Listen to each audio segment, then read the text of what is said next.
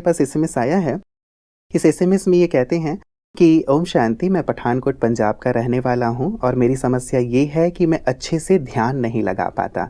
मेरी जॉब किसी और सिटी में है। जब कभी मैं छुट्टी पे आता हूँ तब सेंटर जाता हूँ तो स्थिति ठीक रहती है, लेकिन फिर से जब मैं बाहर जाता हूँ तो मेरी स्थिति वैसी की वैसी हो जाती है, ध्यान नहीं लगा पाता हूँ। क्या करूँ? देखिए, राजयोग में ध्यान को एकाग्र करना ये एक अच्छी साधना है और इसके लिए मनुष्य को निरंतर अपनी पालना करनी पड़ती है।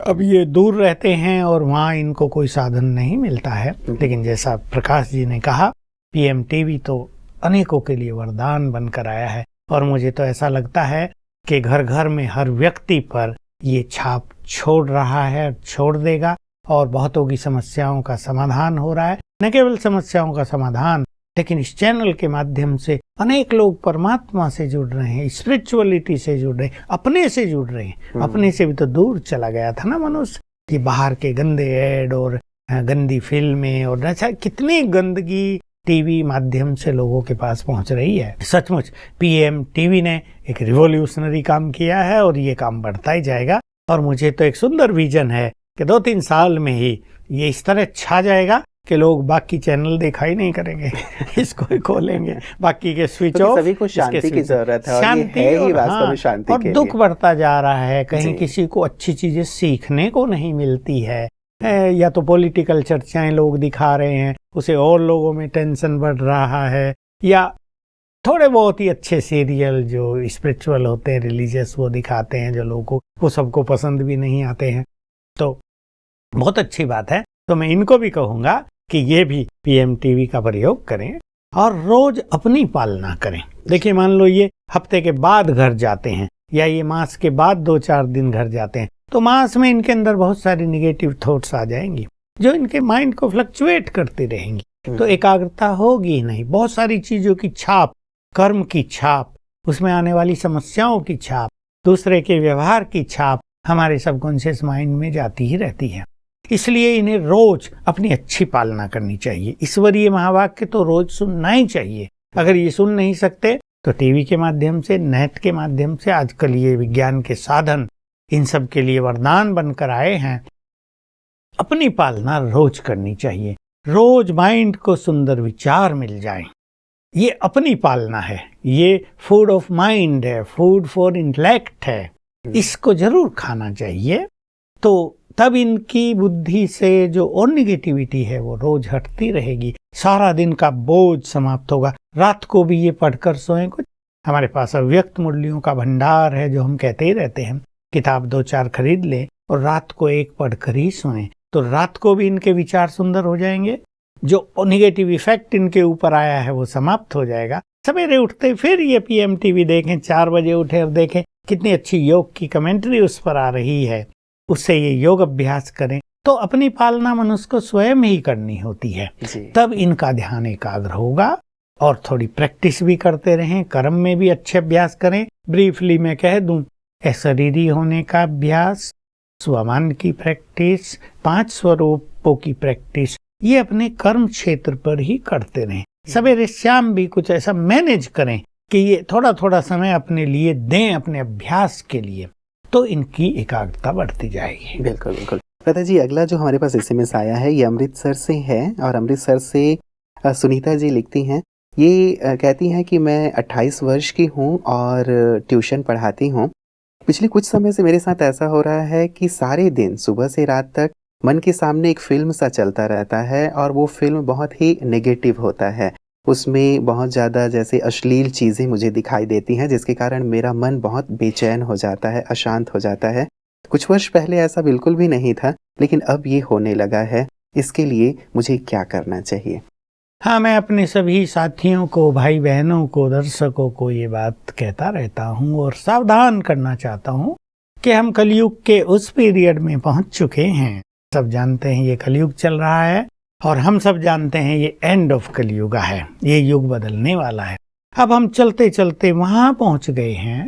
बहुत केयरफुल्ली जानने की बात है, जहां हमारे अंदर के सारे संस्कार प्रकट होने लगे हैं।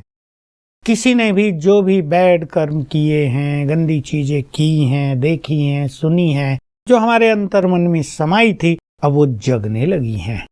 इसलिए बहुतों को ये बैड फीलिंग हो रही है कि वो चाहते नहीं हैं, लेकिन ऐसी चीजें सामने आ रही हैं।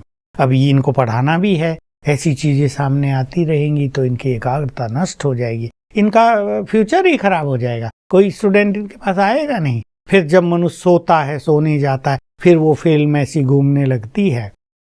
इस फिल्म को नष्ट करने के लिए ही बहुत अच्छी राजयोग की अग्नि अपने अंदर जलानी पड़ेगी, क्योंकि ये चीजें हमने भरी हैं, किसी और ने नहीं। कुछ लोग भर रहे हैं अभी भी, उनको बहुत पछताना पड़ता है। जब उनकी दयनीय स्थिति हो जाती है ना मानसिक, बहुत पछताते हैं कि हमने अपने जीवन में ये क्या क्या कर लिया। इसलिए मैं युवक साथियों को कहूंगा कि अपने जीवन में इन सब चीजों से बचें। अगर अपने भविष्य को सुंदर देखना है, अगर कुछ करना है जिंदगी में, तो इन सब गंदगी से अपना नाता तोड़ दें। अब इनको ये सब फीलिंग हो रही है तो इनको वही अभ्यास जो हम बता आए हैं, चर्चा कर रहे थे, जब इनको ऐसी फीलिंग होने लगे तुरंत 21 बार याद करें, मैं मास्टर सर्वशक्तिवान हूं। अच्छी तरह 3 मिनट लगाएं। मेरे से शक्तियों की किरणें फैल रही हैं, पावरफुल ऑरा बनता जा रहा है मेरे चारों ओर। इसमें जैसे ये लीन हो जाएं, तल्लीन हो जाएं, तो बहुत जल्दी वो चीज समाप्त होने लगेगी। सवेरे शाम 5-5 स्वरूपों का ये अभ्यास करें 5-5 बार, और स्वमान के भी अभ्यास बढ़ाएं।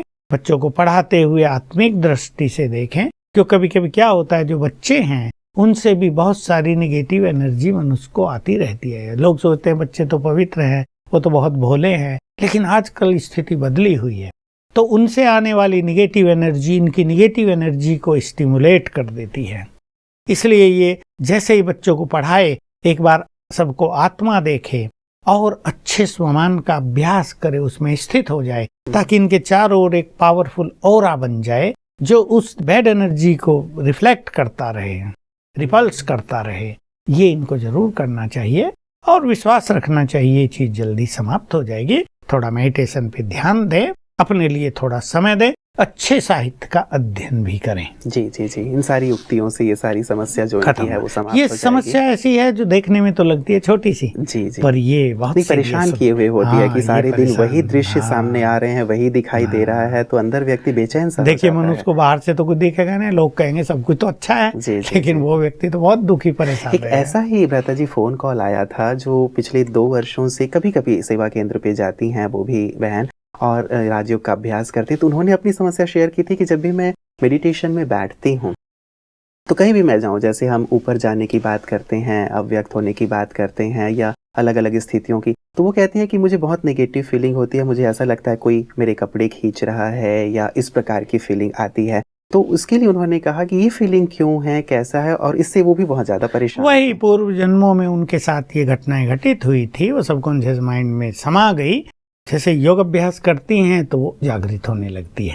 शुरू में ये घटनाएं लोगों को आती है, लेकिन करते रहने से वो समाप्त हो जाए। कई लोग ऐसा सोचते हैं कि शायद किसी ने हम पे कुछ करा दिया है, इसलिए ऐसी फीलिंग होती है, इस पे आप क्या कहेंगे? नहीं, ऐसी कोई बात नहीं। हर चीज को ऐसे नहीं सोचना चाहिए कि इसने कुछ करा दिया। ये पूर्व जन्मों की हमारी फीलिंग्स होती हैं और ये समाप्त हो जाएंगी। बिल्कुल बिल्कुल। चलिए, भ्राता जी शुभकामना रहती है भ्राता जी हमेशा सबके लिए कि सब अच्छी स्थितियों में पहुंचे, और साथ ही किसी के साथ भी कोई ऐसी समस्या ना हो, क्योंकि कई बार व्यक्ति जब मेडिटेशन कर रहा होता है और कुछ इस प्रकार की अनुभवों से उसे 2-4 होना पड़ता है, तो उसके मन में कई बार विचलन की स्थिति आ जाती है कि उसे कंटिन्यू रखे या ना रखे। लेकिन आप हमेशा कहते हैं कंटिन्यू रखें, थोड़े समय के बाद ये चीजें समाप्त हो जाएंगी। हमारी भी ढेर सारी शुभकामनाएं उनके लिए रहेंगी। आज के सुंदर प्रकाश के लिए भ्राता जी बहुत बहुत आपका शुक्रिया। मित्रों, समस्याएं सचमुच बहुत सारी हैं, लगातार हमारे पास आती रहती हैं, विविध प्रकार की समस्याएं हैं, लेकिन हर बार हम यही कहते हैं भ्राता जी, हम यही कहते हैं, एक धैर्य और एक प्रकाश देते हैं। समस्या है, निश्चित रूप से उस पर हम थोड़ा सा फोकस करें, उसके कारण तक पहुंचे, निवारण हमें अवश्य प्राप्त हो जाता है। और राजयोग हमारे पास एक सुंदर औषधि के रूप में है ही, जिसके माध्यम से हम हर प्रकार की समस्या से मुक्त हो ही सकते हैं। आप भी इसका लगातार अनुभव कर रहे हैं, हम लगातार अनुभव भी आपके साथ शेयर करते रहते हैं कि कैसे अच्छे अच्छे अनुभव हम तक पहुंच रहे हैं। आप भी निश्चित रूप से जल्दी इन समस्याओं से मुक्त होंगे जो भी आप फेस कर रहे हैं, और जीवन खुशहाल होगा, ऐसी हमारी कामना रहती है।